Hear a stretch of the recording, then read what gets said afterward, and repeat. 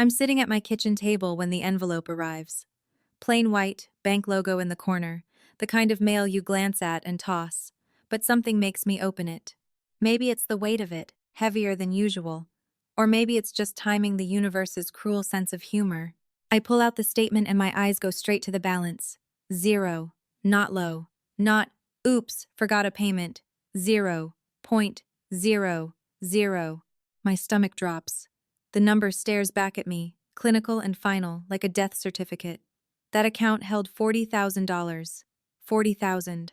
Money my grandmother had tucked away for me since I was 6, adding birthday checks and Christmas gifts, telling me it was for college, for my future, for freedom. I'd added to it myself every paycheck from my terrible retail job at 16, every graduation gift, every tax refund. It was supposed to be untouchable. Sacred. I grab my phone with shaking hands and dial the bank's customer service line. The hold music is aggressively cheerful, some corporate jazz nightmare that makes my teeth clench. I'm thinking fraud. Identity theft. Some faceless criminal in another state. That's fixable. That's survivable. Thank you for holding. This is Derek speaking. How can I help you today? His voice is smooth, practiced, like he's reading from a script. I try to match his calm. Hi. I just received my statement and my account balance is showing 0. There should be $40,000 in that account. I think there's been a mistake. I hear typing, a pause, more typing. Can I have your account number, please? I read it off, my voice steadier than I feel. The typing continues, then silence, long enough that I wonder if the call dropped. Ma'am, I'm showing multiple withdrawals over the past 6 months. The account was drained incrementally, with the final withdrawal processed 3 weeks ago. My mouth goes dry. That's impossible. I didn't authorize any withdrawals. More typing. The withdrawals were made by joint account holders. It looks like this account was opened when you were a minor, so your parents are listed as co-owners. They have full access. The words don't land at first.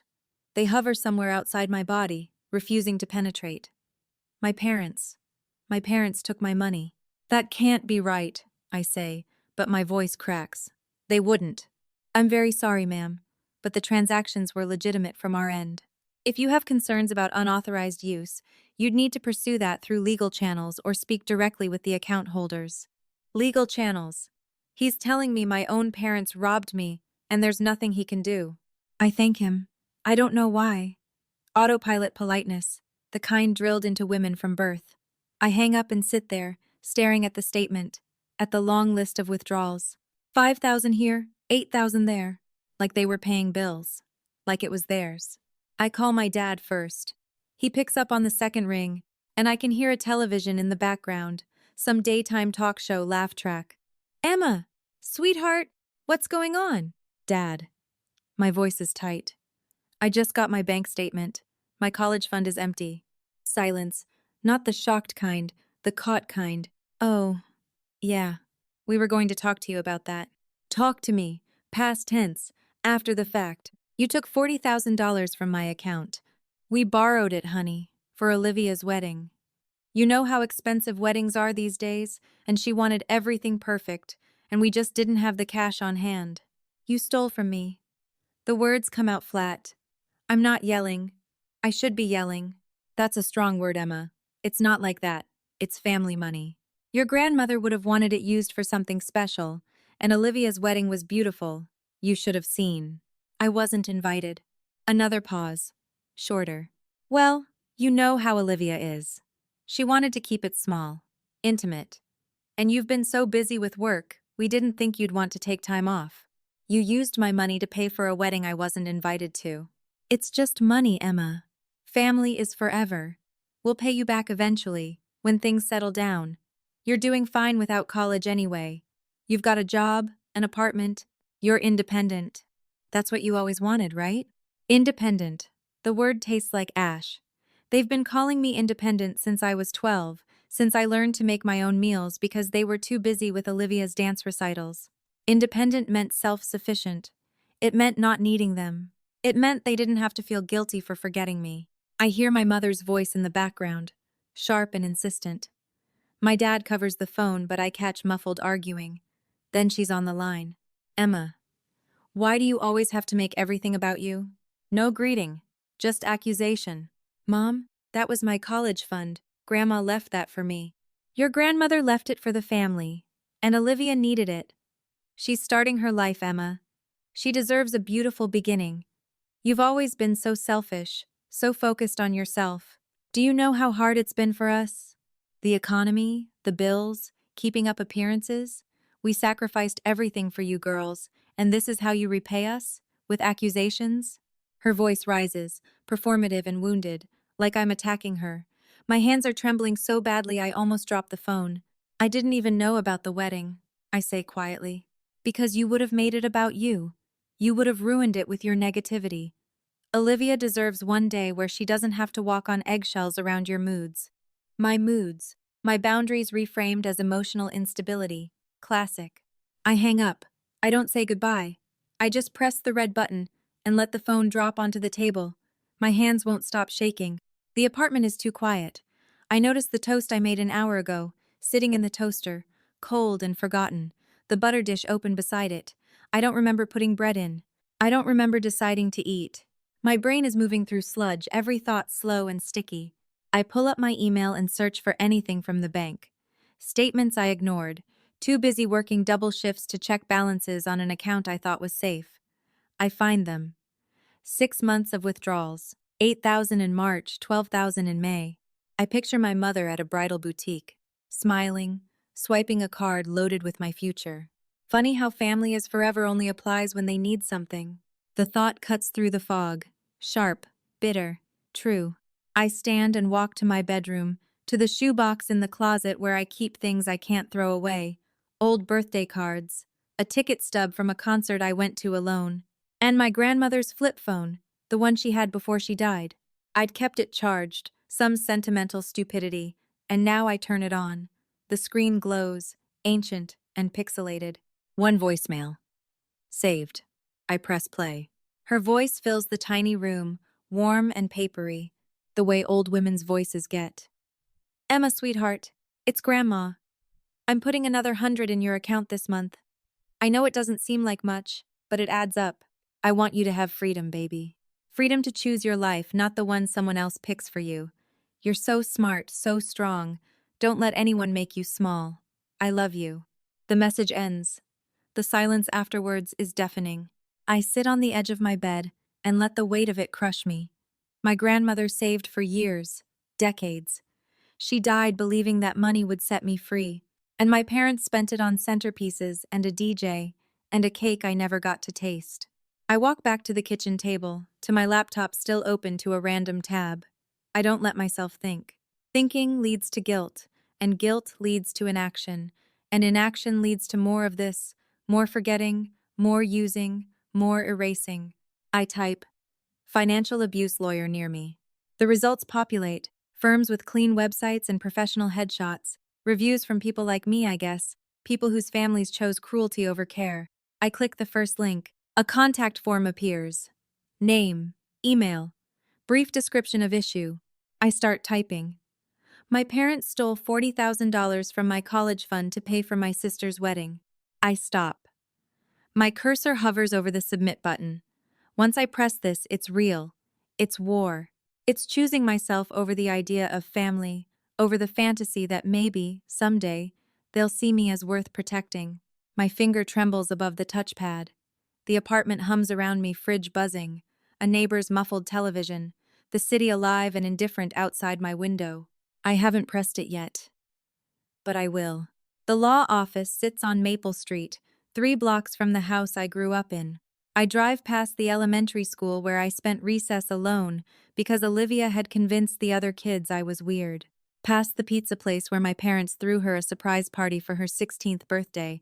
I was 14 and found out by seeing photos on Facebook. Past the park where I used to sit on the swings at dusk, pretending I had somewhere else to be. Every landmark is a small erasure. A catalogue of invisibility.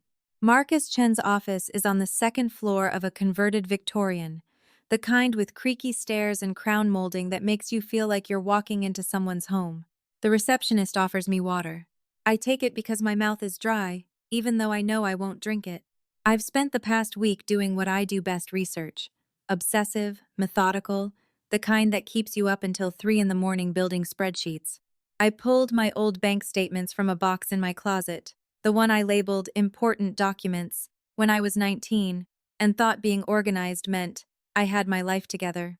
I went through every deposit I'd made from age 16 onward. Every paycheck from that retail job where I folded jeans for $8 an hour. Every birthday check from relatives who weren't my parents. I made a timeline, color-coded, withdrawals in red, my deposits in blue. The red swallowed the blue. And then I found something else, a second account. One I'd forgotten about because I'd opened it at 15 when my grandmother took me to the bank and told me it was important to have my own money. She'd put in $1,000 to start. I'd added a few hundred here and there from babysitting. I'd assumed it closed when I turned 18 and consolidated everything. It hadn't closed. My parents were listed as joint holders on that one too, and it was empty. Drained down to 17 cents. $60,000 total, not 40, 60. I'd called the bank again, a different representative this time, and confirmed every withdrawal. Vacations to Florida, a down payment on Olivia's car, new furniture, a kitchen remodel I hadn't even known about because I'd already moved out by then. I sit in the waiting room now, gripping my folder of printouts, and wonder if I'm going to throw up. There's a painting on the wall, a generic landscape, soft and inoffensive. I stare at it and think about how normal this all looks. Like I'm here for estate planning or a contract review, not to potentially destroy my family. Emma? Marcus Chen is younger than I expected, mid-30s maybe. He's wearing a button-down with the sleeves rolled up, no tie. His handshake is firm but not aggressive. Professional. His office smells like old books and coffee. There's a framed photo on his desk, him and 2 kids, maybe 6 and 8, at a beach. It makes him feel human, less like a weapon I'm about to aim at my own parents. Thanks for seeing me, I say, sitting across from him. Of course. I read your intake form. I'm sorry you're dealing with this. I nod. I don't trust my voice yet. He leans back in his chair, hands folded. Walk me through it. Start wherever feels right. So I do. I tell him about the bank statement, the phone call, the dismissive cruelty in my father's voice, my mother's accusations. I tell him about the second account, the timeline, the total amount. He takes notes, occasionally nodding, his expression neutral but attentive. When I finish, he's quiet for a moment. Then he says, "Do you have documentation? Statements? The grandmother's will? Anything that establishes the funds were intended for you?" I have the will. I pull it from my folder. It's handwritten, notarized, dated 12 years ago. My grandmother's script is shaky but legible. I know the line by heart. The college fund established for Emma Rose is to be used solely for her educational expenses and future security. Marcus reads it, then looks up. This is good. Clear intent. Did your parents ever contribute to the fund themselves? Not that I know of. My grandmother started it. I added to it. They just took. He nods slowly. Okay, here's the reality. Legally, because they were joint account holders, the withdrawals were authorized. Banks won't see this as theft. But morally and ethically, it's a different story. We could pursue a civil suit for conversion, essentially arguing they misappropriated funds held in trust for you. With this will, we have a strong foundation. What are the chances I win? Good. Maybe 70-30 in your favor. But Emma, I need you to understand something. He leans forward, elbows on the desk. This isn't really about the money.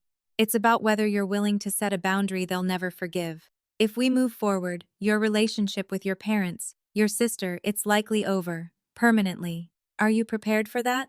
The question sits heavy in the room. I think about my dad's voice. Family is forever. I think about my mother's. Why do you always make everything about you? I don't know, I admit. Part of me still wants them to apologize, to admit they were wrong. They won't, Marcus says gently. People who do this kind of thing don't suddenly develop accountability. They double down. They'll paint you as ungrateful, vindictive.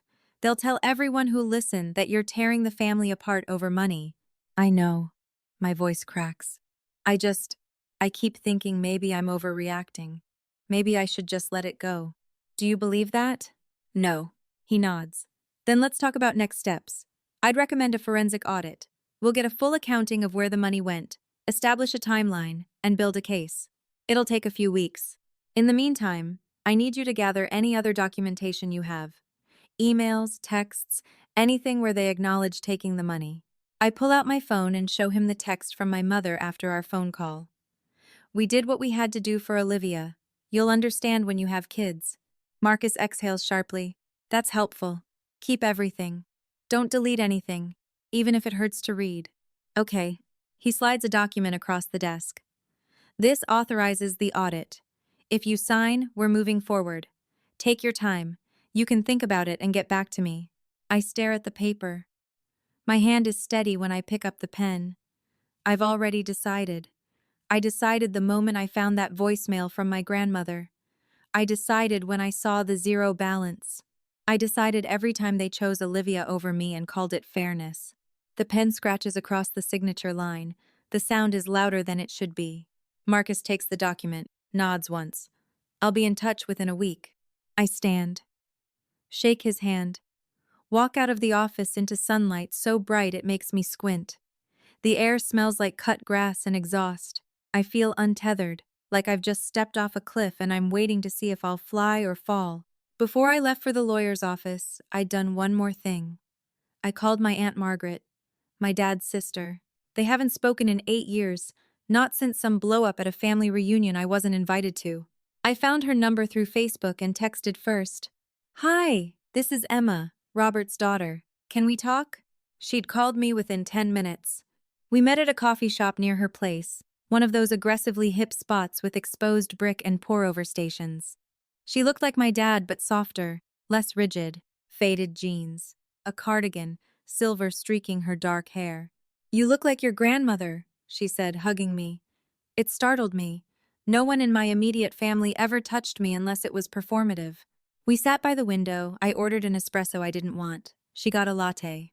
I'm glad you reached out, Margaret said. I've thought about you over the years. Wondered how you were. Why did you and Dad stop talking? She stirred her coffee, deliberate and slow.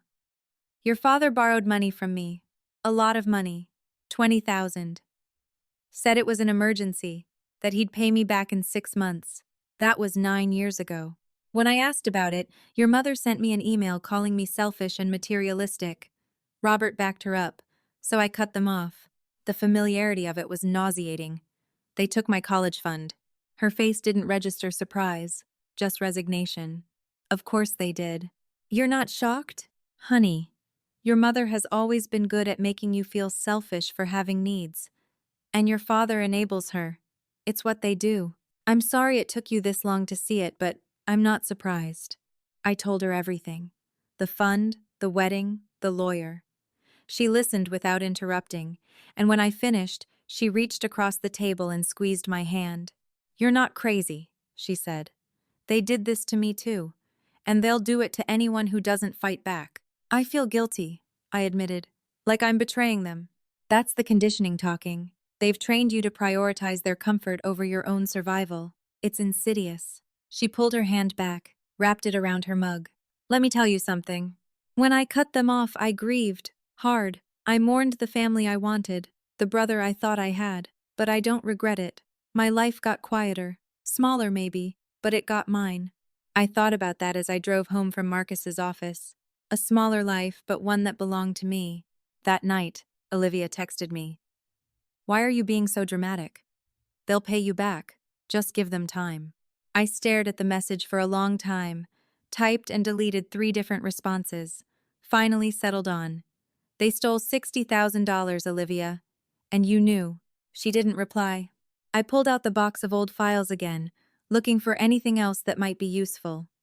Buried under tax documents and lease agreements, I found a card. One of those generic congratulations, ones with glitter and cursive font.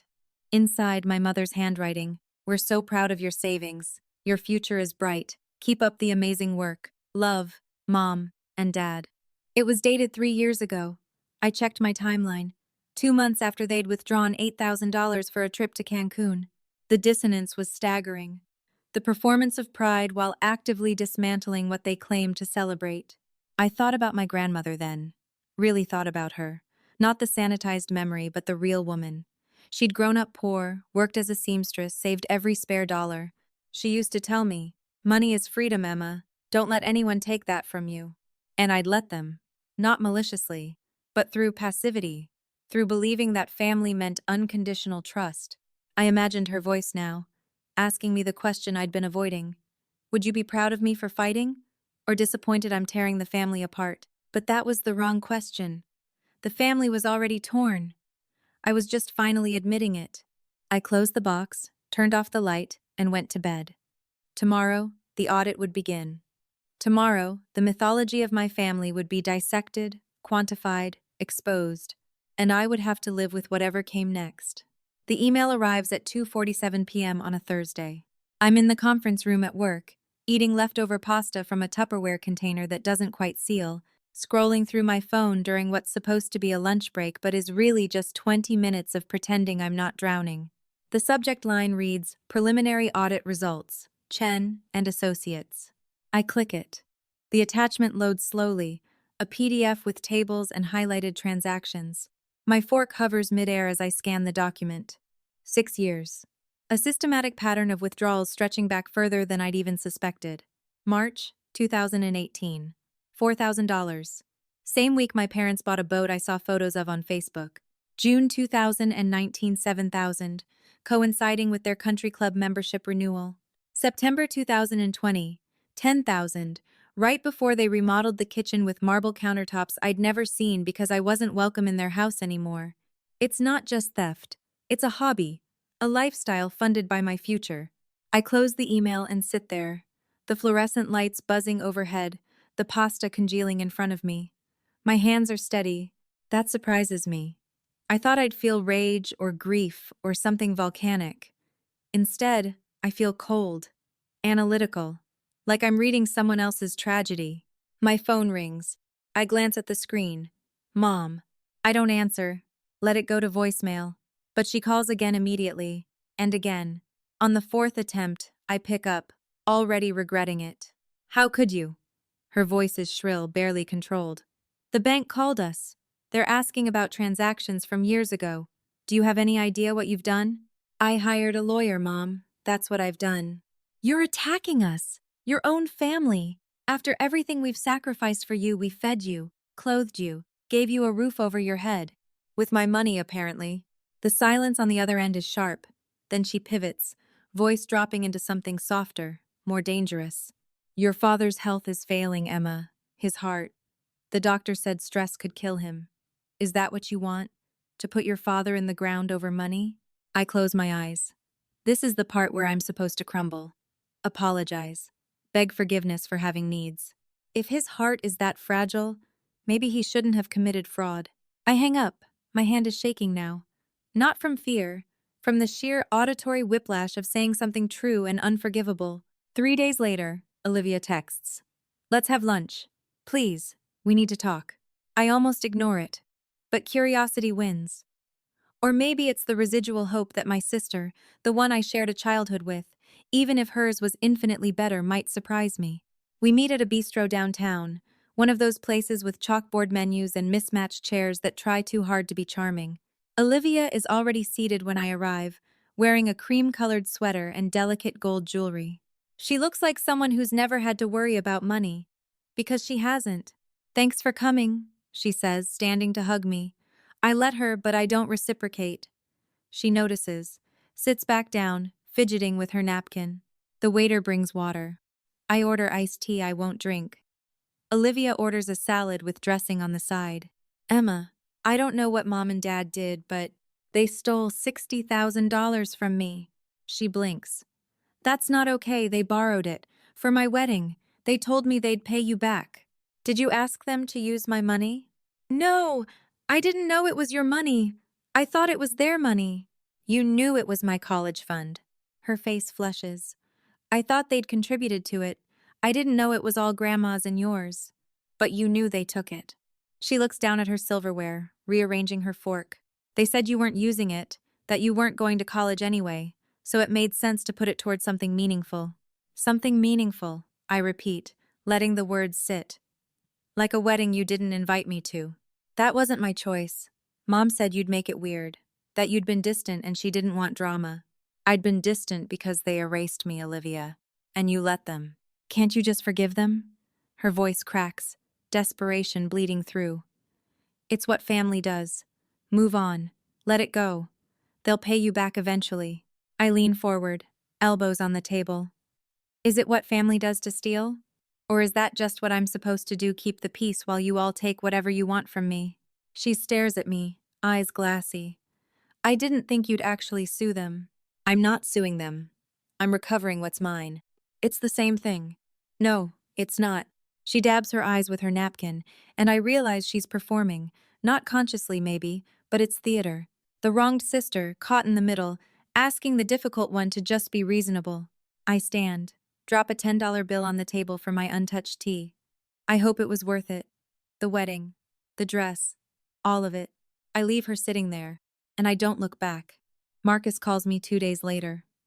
I'm at my desk, staring at a spreadsheet that has nothing to do with my family but feels easier to process than anything real. Emma, we found something. I close my office door, press the phone tighter to my ear. What? Forged signatures. On at least 6 withdrawal authorizations, your signature was falsified. We compared them to documents you actually signed, your lease, your employment contract. It's not even a good forgery. Whoever did it didn't try very hard. My stomach drops. What does that mean? It means this isn't just a civil matter anymore. They didn't just take from you, they committed fraud. This could involve criminal charges if you want to pursue that route. I sit down. The room tilts slightly. They forged my signature. Multiple times. We're documenting everything. But Emma, this changes the case. If we go forward, the stakes are higher. For them, and for you. I think about my mother's voice on the phone. My father's email I received yesterday, the one I haven't opened yet because I knew it would hurt. The idea that they sat down, pen in hand, and imitated my handwriting to steal from me. Send me the documents, I say. I want to see them. That night, I open my father's email. The subject line, disappointed. Emma, I don't know what your lawyer has told you, but this has gone too far. We're your parents. We raised you, supported you, gave you everything we had. And this is how you repay us?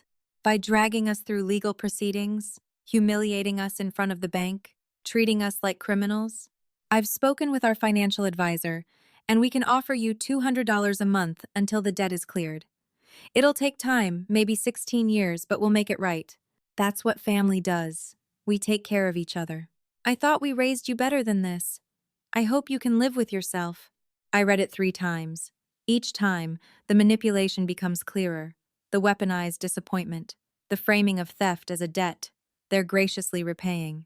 The timeline, 16 years that ensures I'll never be whole, just perpetually owed.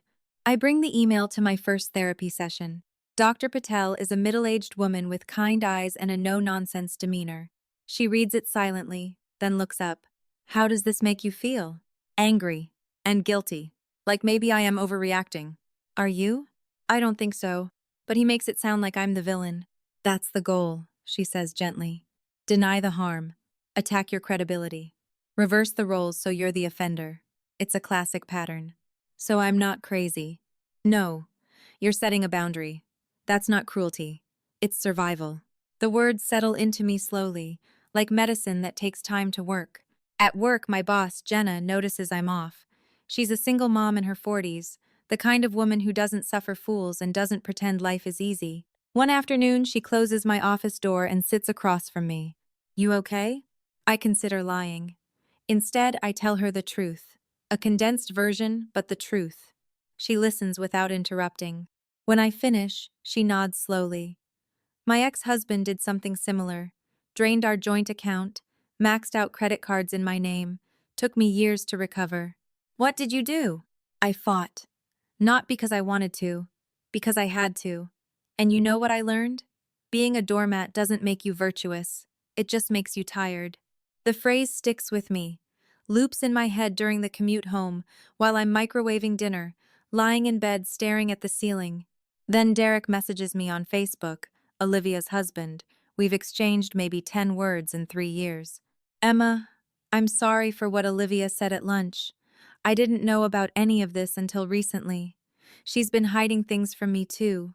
credit card debt, money from your parents. I'm trying to figure out what's real anymore. For what it's worth, I think you're doing the right thing. I stare at the message for a long time. So Olivia's marriage is fracturing. Not because of me. Because lies compound. Because enabling has costs. I don't reply. There's nothing to say. Marcus sends another update. My parents listed me as a co-signer on a personal loan 2 years ago. I never signed anything. My credit score has taken a hit because they missed payments. Another violation layered on top of the rest. A former high school acquaintance, someone I haven't spoken to in a decade, reaches out. Saw your name in some legal filing, small town gossip travels fast. Wanted you to know your mom told people you were ungrateful and selfish when you moved out at 18. Said you abandoned the family. Just thought you should know she's been spinning this narrative for years. I'm not surprised. Just tired. The final email from Marcus comes on a Friday.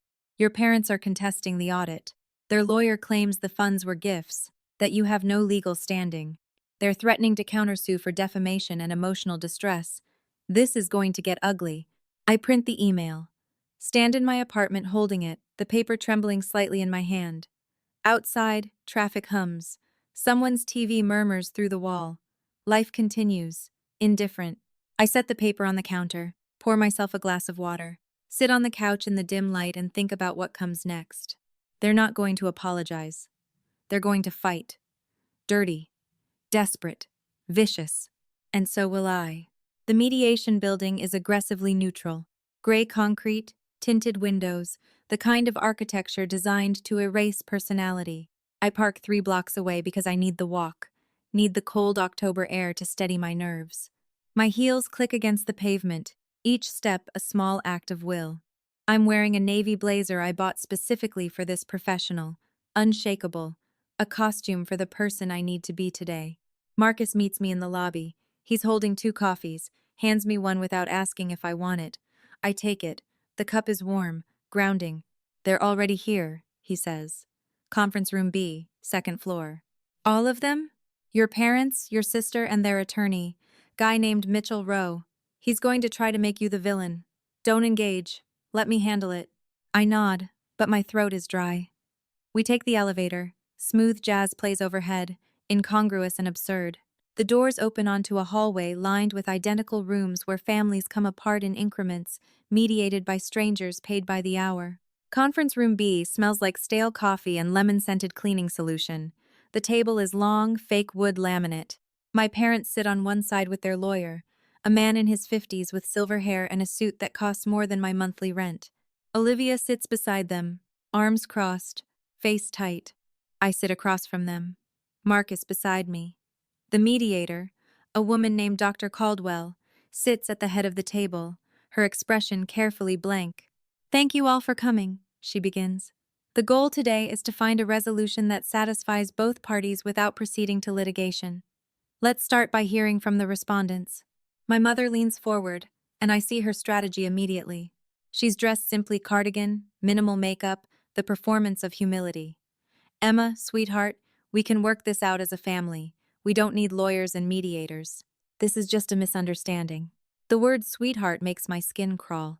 It's weaponized affection, the kind she's used my entire life to soften demands and dismiss boundaries.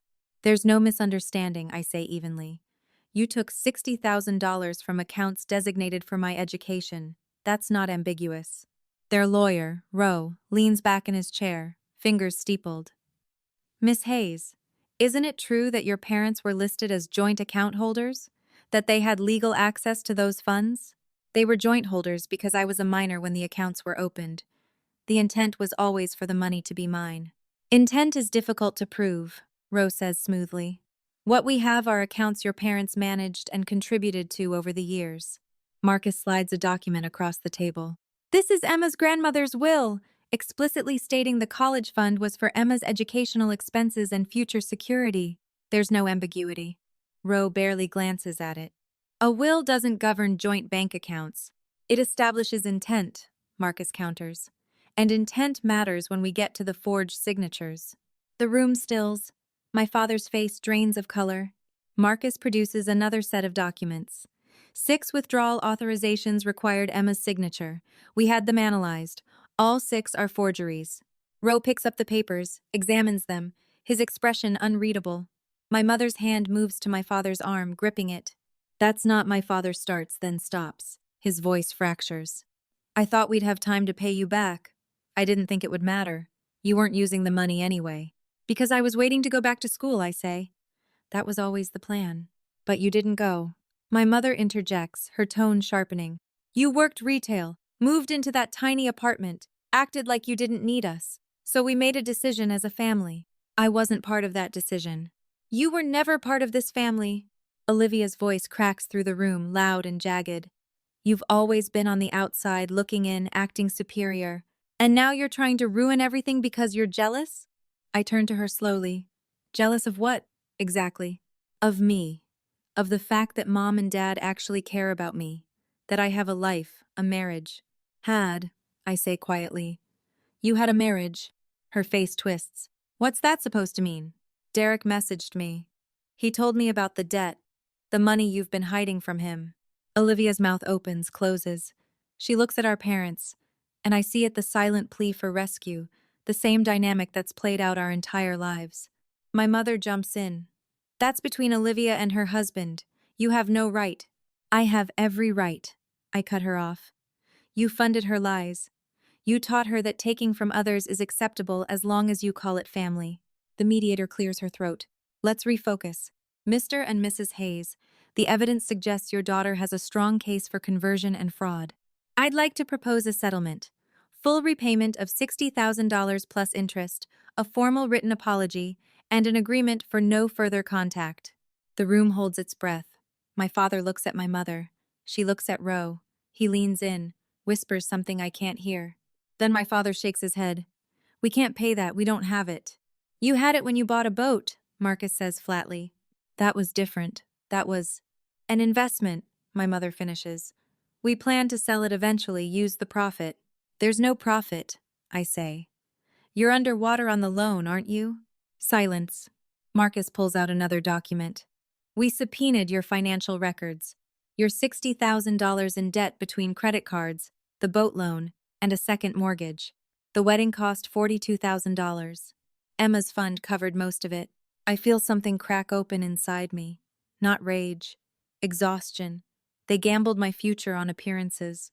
Mrs. Hayes, Marcus continues, can you explain this $8,000 charge to a cosmetic surgery clinic, withdrawn from Emma's account in April of last year? My mother's hand flies to her face, an unconscious tell. I stare at her, and something clarifies. She didn't take my money for survival. She took it for vanity. She stumbles. That was medical. I had a procedure. Botox isn't medical, I say, my voice hollow. It's elective. Olivia stands abruptly. This is insane. You're actually going to destroy Mom and Dad over money? Over something they plan to pay back? When? I ask. When were they going to pay me back? Dad offered $200 a month. That's 16 years, Olivia. I'd be 44 before I saw that money. So what? You sue them? You send them to jail? I want what's mine. You're destroying this family. I stand too, meeting her eyes. No. I'm leaving a family that destroyed me first. There's a difference. Dr. Caldwell intervenes. Let's take a 10-minute break. Everyone, please step outside. The hallway is too bright. I lean against the wall, eyes closed, trying to regulate my breathing. I hear footsteps, and when I open my eyes, my father is standing in front of me, alone. Emma, please. His voice is raw. Don't do this to us. I'm not doing anything to you. I'm protecting me from you. We're family. Family forgives. Family doesn't steal, I say, and I'm startled by how calm I sound. You taught me that. You told me honesty mattered, that integrity mattered. And then you forged my signature and spent my future on a wedding I wasn't invited to. I made a mistake. 6 years of mistakes. That's not a mistake. That's a pattern. You're going to regret this. His tone shifts, desperation hardening into something uglier. When we're gone, when you're alone, you'll regret it. Maybe, I admit, but I'll still be free. He walks away. I watch him disappear into the men's room, shoulders slumped, and I feel pity. Just a flicker. Then it passes. We reconvene. My parents reject the settlement. Olivia refuses to speak. Roe argues they're willing to set up a payment plan, negotiate terms, but Marcus shakes his head. My client has been more than reasonable. Your refusal to accept accountability leaves us no choice. He looks at me. I nod. We're filing a civil suit for conversion and fraud. Additionally, we're reporting the forged signatures to the district attorney's office. My mother gasps. My father stares at the table. Olivia starts crying, but it sounds performative, a child testing whether tears still work as currency. The mediation ends. No resolution, just the formality of failure. I walk out of the building into rain that started while we were inside. The parking lot glistens, headlights refracting off puddles. I get into my car, lock the doors, and sit in the silence. My phone buzzes. A voicemail. I don't recognize the number, but the area code is local. I press play. Miss Hayes, this is Assistant District Attorney Karen Lim. We've received a report regarding financial fraud involving your parents. We'd like to schedule a time to discuss the case. Please call me back at your earliest convenience. I set the phone down, stare through the windshield at the rain blurring the world beyond. The legal machinery is moving now, a process I started but can't stop. It's no longer about what I want. It's about what the law demands. I grip the steering wheel, knuckles white, and let myself feel it, the weight of what I've done, the inevitability of what comes next. I don't know if I'm driving toward justice or just away from the wreckage, but I'm driving. And that, somehow, is enough. Marcus's office feels different in late afternoon light. The sun slants through the blinds, casting amber stripes across his desk, warming the space in a way that makes it feel less clinical. I'm signing the final settlement papers, my signature steady and deliberate. $55,000. Not the 60 I lost, but close enough when you factor in interest and legal fees. The money will come in structured payments over 18 months. My parents took a second mortgage to cover it. You did it, Marcus says, capping his pen. Not many people have the courage to see this through. I didn't have a choice, I reply, and I mean it. This was never about bravery. It was about survival. He nods, understanding in a way that doesn't require elaboration. We shake hands. I walk out of his office for the last time, and the finality of it settles over me like dust after a storm. 6 months have passed since the mediation. The civil suit never made it to trial. My parents' lawyer negotiated a settlement once the DA's office got involved. Criminal charges were filed but reduced to misdemeanors. Probation, restitution, community service, a permanent record. No jail time, but consequences nonetheless. Consequences they'll carry quietly, the way people do when shame becomes a second skin. I don't feel victorious. I feel tired. Relieved, maybe. Validated in a way that matters legally but doesn't erase the loss. Olivia and Derek separated 3 months ago. I heard it through Aunt Margaret over coffee, the way you hear about distant relatives you've lost touch with. Olivia moved back in with our parents. The 3 of them under one roof again, a toxic ecosystem feeding on itself. I imagine the blame circulating like bad air. Olivia blaming me, my mother blaming Olivia, my father blaming circumstance. None of them looking inward. Margaret tells me they sold the boat. That my mother hasn't spoken my name in months, refers to me only as her when forced to acknowledge my existence. That my father seems smaller somehow, diminished by the weight of what he's done and can't undo. I don't ask for these updates, but Margaret offers them anyway, a bridge between worlds I no longer inhabit. I listen because it feels important to know, but I don't dwell. They're not my responsibility anymore. The settlement money sits in a new account, one only I can access. For weeks, I just looked at the balance, unsure what to do with it. The number felt abstract, compensation for something unquantifiable. Then I found the graduate program, a part-time master's in social work, with a focus on financial literacy for abuse survivors. The irony isn't lost on me. My pain, repackaged as purpose. I enrolled last month. Classes start in the evening twice a week, manageable around my job. The campus is small, modern, filled with people who look as uncertain as I feel. It's terrifying and exhilarating. I'm 28, starting something I should have started a decade ago, and every lecture feels like reclaiming a piece of myself they tried to take. My father sent a letter.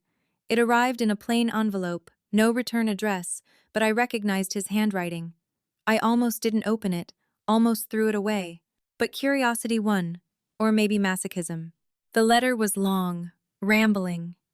He blamed stress, the economy, bad financial advice. He said they'd only wanted to help Olivia, that they'd planned to pay me back, that they never meant to hurt me. The language was careful, self-exonerating. And then, at the end, I hope you're happy now. Not I'm sorry. Not I understand what I took from you. Just a passive-aggressive wish framed as generosity, as if my happiness was ever his to grant or withhold. I drafted a response, pages of it, everything I wanted to say, every wound catalogued and explained. Then I saved it in a folder on my desktop labeled unsent and closed the file. He doesn't deserve my labor, my explanations, my education on what he should already know. I showed the letter to Dr. Patel, my therapist. We've been meeting weekly since the mediation, working through what she calls complex grief, mourning not the people my parents are, but the ones I needed them to be. What do you want to feel about them now? She asked, holding the letter like evidence. I thought about it. Really thought. Nothing, I said finally. And I think that's okay. She smiled, the kind that reaches eyes. It is. Detachment isn't bitterness. It's not anger held in reserve. It's just distance. The kind that lets you breathe. Aunt Margaret invited me over for dinner last week. Nothing fancy, roast chicken, roasted vegetables, a bottle of wine we split between us. She toasted the end of the legal battle, but her words were measured, acknowledging the cost. You know, I'm proud of you, she said, but I'm also sorry you had to do this. I appreciated that. The refusal to frame it as unambiguous triumph. Healing isn't cinematic. It's quiet. It's eating a home-cooked meal and feeling safe enough to relax your shoulders. I've started dating. Tentatively. A guy I met through a friend, someone who doesn't know my story unless I choose to tell it. It's hard. Trust doesn't come easily when the people who should have protected you didn't. But I'm trying. Trying feels like growth.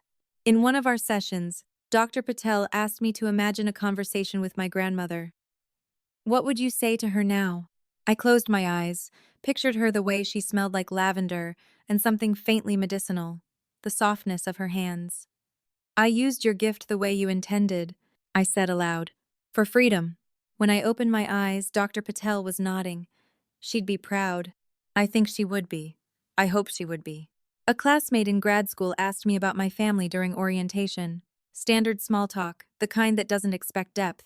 It's complicated, I said, and changed the subject. She didn't press. I was grateful. I'm not defined by what happened. I'm shaped by it, sure, but not trapped. There's a difference. Yesterday, a woman I vaguely knew from high school messaged me on Facebook. We'd never been close, but she'd seen something, maybe the legal filings, maybe gossip, small towns being what they are. Her message was simple. I'm sorry I believed your mom when she said you were ungrateful. I know the truth now. I didn't respond. I didn't need to. But it mattered. Public vindication in small doses, confirming that the narrative my mother spun is unraveling without my effort. My parents are in court-mandated financial counseling. Margaret mentioned it casually, like weather. They're learning budgeting, debt management, accountability. I wonder if it'll change them. Probably not. But it's not my concern anymore. This morning, I sat in my first graduate lecture. The syllabus was dense topics on financial systems, cycles of abuse, intervention strategies. The professor, a woman in her 50s with gray streaking her dark hair, spoke about how trauma isn't linear, how survivors often become advocates not because they're healed, but because they're healing. I looked down at the textbook in my lap, feeling its weight. Real and solid. Proof that I'm here, that I chose this, that my future is mine again. After class, I called Margaret from the parking lot. I just finished my first lecture, I said. How was it? Hard. Good.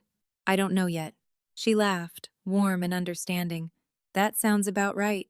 We talked for a few more minutes, about nothing and everything. When I hung up, I sat in my car, engine idling, watching students file out of the building. Some laughing, some alone, all moving forward in their own ways. I'm not fixed. I'm not whole in some neat, tied-up way. But I'm here, and that's enough for now. If you're listening to this, maybe you're in the middle of your own version of what I went through. Maybe you're sitting in your car right now, wondering if you're overreacting. If the people who raised you could really be that cruel, or if you're just being dramatic like they've always said, let me tell you something. You're not crazy. You're not selfish. Your needs matter. And if someone uses the word family to justify hurting you, they're not asking for loyalty, they're demanding complicity. I learned that the hard way. It's been a year since everything ended. A year since the settlement, since I walked out of Marcus's office and started rebuilding. I'm sitting in my apartment now, late afternoon light spilling through the window, the kind that makes ordinary spaces feel softer. I've been thinking a lot about what I wish I'd known back when this all started, back when I was staring at that zero balance statement and convincing myself I'd somehow caused it. So let me share what I've learned, not as someone who has it all figured out, but as someone who survived and is still figuring it out daily. Financial abuse is insidious because it hides behind love. It looks like parents managing your accounts to help you. It sounds like we're family, we share everything. The red flags I missed for years? Co-mingled bank accounts set up when you're too young to question them. Guilt trips whenever you mention money being called materialistic, selfish, ungrateful. Secrecy around finances paired with sudden expensive purchases you weren't consulted about. And favoritism so blatant that one sibling's needs always eclipse yours. But you're gaslit into thinking you're imagining it. I didn't see the pattern until it had already consumed my future. Here's what helped me, practically speaking. First, document everything. Screenshots, bank statements, emails, text messages. It feels paranoid until it saves you. Build a timeline if you can, dates, amounts, context. That spreadsheet I made at 3 in the morning became the backbone of my legal case. Second, seek legal counsel before confronting anyone. I'm lucky I found Marcus, but any family law attorney who specializes in financial abuse can guide you. Many offer free consultations. Third, find people outside the family system. For me, that was Aunt Margaret, my therapist Dr. Patel, even my boss Jenna. They reflected reality back to me when my family was rewriting it. And fourth, the hardest one, set boundaries despite the guilt. The guilt will try to drown you. It'll whisper that you're tearing the family apart, that you're being vindictive, that you should just forgive and move on. That guilt is a trained response. You've been conditioned to prioritize their comfort over your survival. My therapist told me something that stuck. Boundaries aren't punishments. They're job descriptions for how people can be in your life. You're not being cruel by protecting yourself. You're being unavailable for mistreatment. If you're looking for resources, I'll mention a few that helped me without turning this into an ad. The National Domestic Violence Hotline covers financial abuse. It's not just physical violence. Family law consultations can clarify your legal standing even if you're not ready to act. Therapy modalities like EMDR helped me process trauma, and CBT helped me set boundaries without spiraling into shame. Find what works for you. There's no single path through this. I want to be honest about the cost. I lost my nuclear family. My parents, my sister, they're functionally gone from my life. Some days, that sits okay. Other days, it aches in a way that's hard to articulate. I miss the idea of them. The fantasy of parents who'd choose me. A sister who'd stand beside me. But the reality was different. And once you see that clearly, you can't unsee it. What I gained, though, is harder to quantify but more valuable. Self-respect. Peace that doesn't depend on performing for people who'll never be satisfied. Authentic relationships built on mutual care, not obligation. I'm learning what it means to choose who gets access to me, rather than defaulting to biology as justification for enduring harm. I thought independence meant not needing anyone. Now I know it means choosing who deserves to be needed. People ask me about forgiveness. If I've forgiven my parents, the answer is complicated. I've released the resentment because holding on to it was corroding me from the inside. That's internal work I did for my own health, not for them. But forgiveness, in the sense of reconciliation, requires amends I haven't received. My father's letter wasn't an apology, it was a guilt trip. My mother refuses to acknowledge I exist, so I've made peace with the situation without requiring their participation. You can have internal peace without external reunion. Those are separate things, and you're allowed to honor that distinction. I've started mentoring someone. A younger woman, early 20s, who reached out after hearing about my case through mutual connections. She's navigating something eerily similar: parents who drained her savings, a sibling who benefits from her erasure. I'm not a therapist, and I told her that up front. But I can listen. I can validate. I can say, "You're not making this up," when the people who should love her are telling her she is. Paying forward the support I receive from Margaret and others, it doesn't fix what happened to me, but it gives it context. Purpose, maybe. Some days I still doubt myself. I wonder if I could have handled it differently, if there was a version of this where everyone walked away okay. Then I remember the forged signatures, the cosmetic surgery funded by my education, the wedding I wasn't invited to, and I know there was no version where they chose accountability. The options were complicity or distance. I chose distance. A few weeks ago, my mother sent me a Facebook friend request. I stared at it for a long time, my thumb hovering over accept. The temptation was real, but I declined. Not out of spite, out of self-preservation. That boundary holds because I maintain it, even when it hurts. I'm changing my last name legally. It's in process now, a small administrative act that feels monumental, reclaiming my identity separate from the people who tried to define me by what I owed them. My grandmother's maiden name, a legacy of care, not extraction.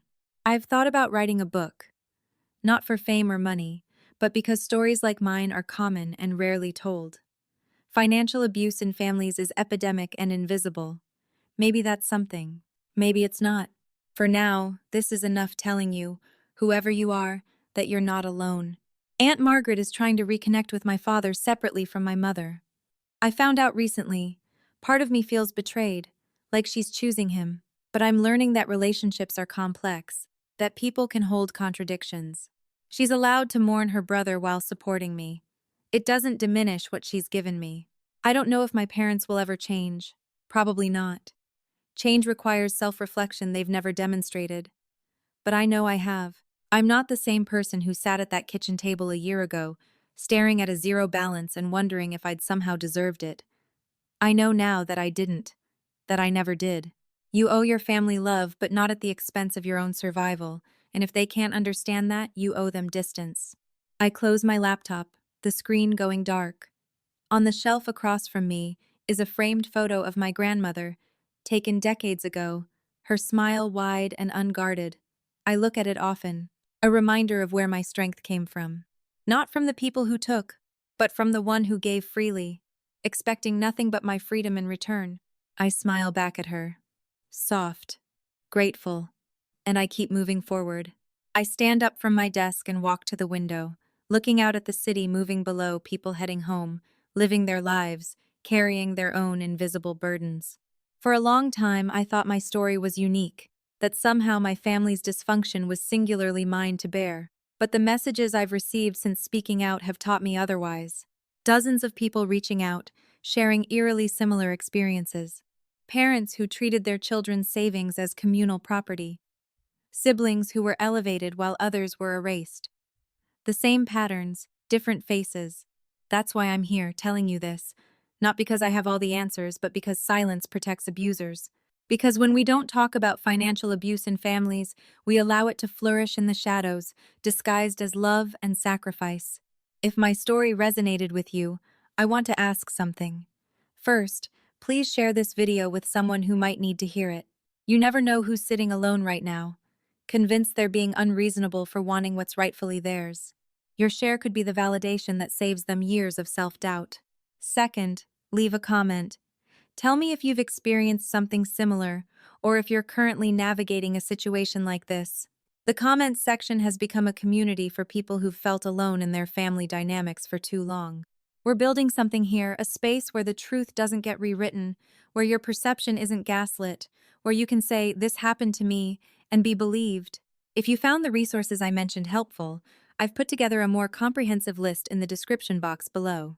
Direct links to financial abuse hotlines, guides for documenting financial misconduct, directories of family law attorneys who offer sliding scale consultations. I've also included book recommendations about trauma recovery, boundary setting, and understanding toxic family systems. These resources are free or low cost.